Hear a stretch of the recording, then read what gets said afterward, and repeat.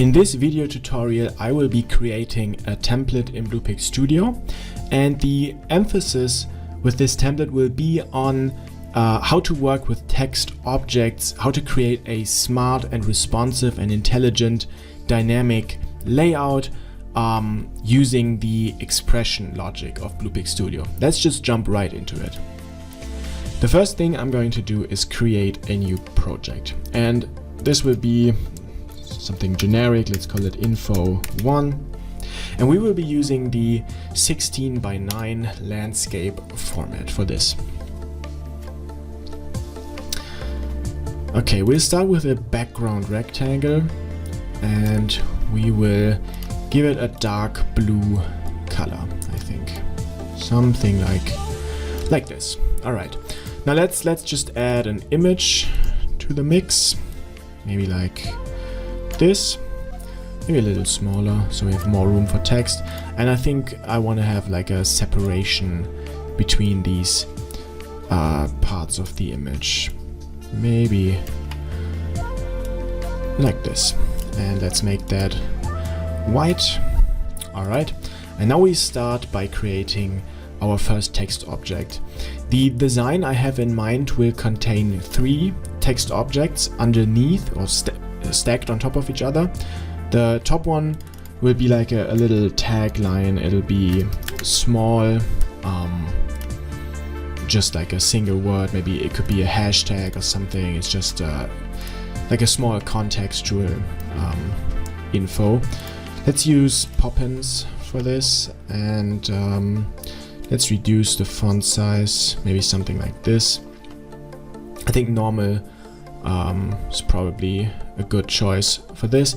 Now I will just duplicate this text object. I want to go through just the basic creation of all these objects quickly, because I want to show you something more interesting afterwards. Okay, so this will be our headline.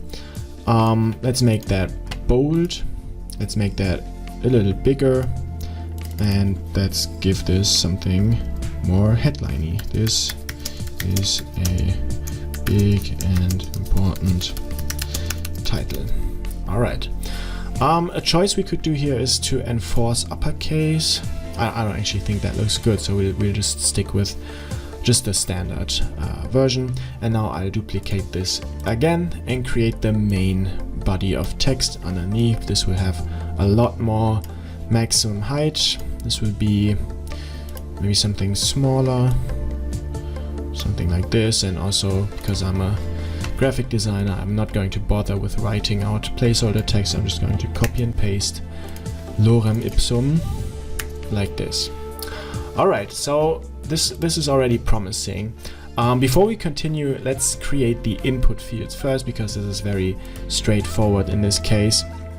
We're going to connect the image to 2 input fields. There's always 2 input fields, which is the one where you can upload and replace the image. So this is going to be this one, replace image.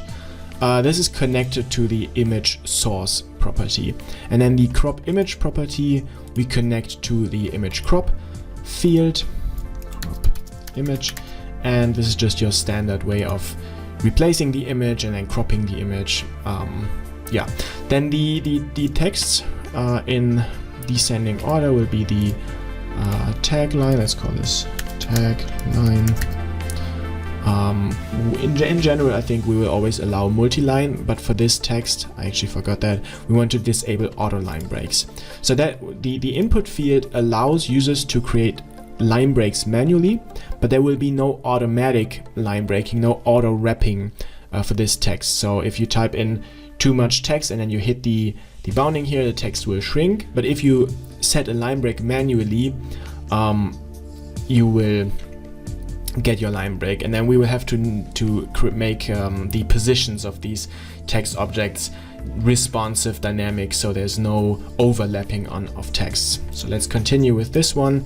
Again, we will not have automatic line breaking, but we will allow manual line breaking on the input field. So this is title. We will allow multi-line. For the main body of text, I think we will keep auto line breaking active, because that just removes the possibility of people not understanding that they can make line breaks. Let's call this main text. All right, let's take a look at what this looks like right now if we were to type in text. So these ones will get smaller, just like this one, if it hits the bounding.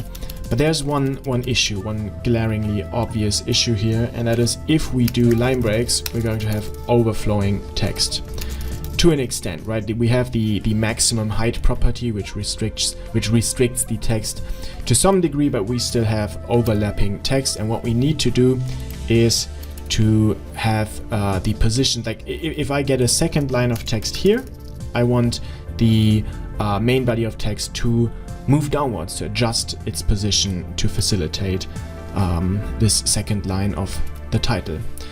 And the way we'll do this is by having these expressions for the Y property of text 2 and 3. And I like to use what I call the, like it's a cascading logic. This is the rule of cascading text, right? So the text 1 will be the primary one, and then we just make sure that text 2 is sort of glued to the bottom of text 1, and then text 3 will be glued to the bottom of text 2.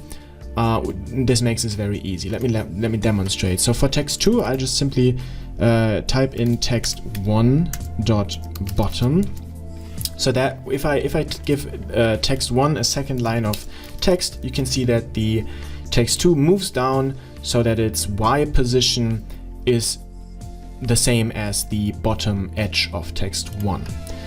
And we want to have a little extra room in there, so we will add 20 pixels of gap there, and we will basically do the same for text 3. So for text 3, we will of course use text 2 dot bottom. This is the bottom edge of the second text object, plus 20 pixels.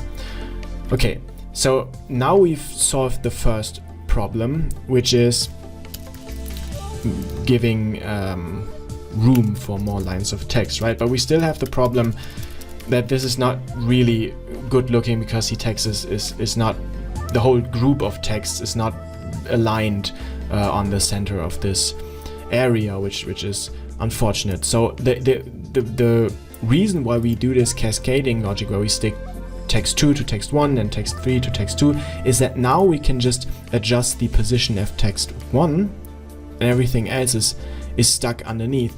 And what we can actually do now is not pick a static position for text 1, but have a dynamic rule which makes sure that this entire group is roughly center aligned, right? So if I add more text to the main body of text, this property has to move up slightly to facilitate more text down here, so that the whole thing together is aligned on the center.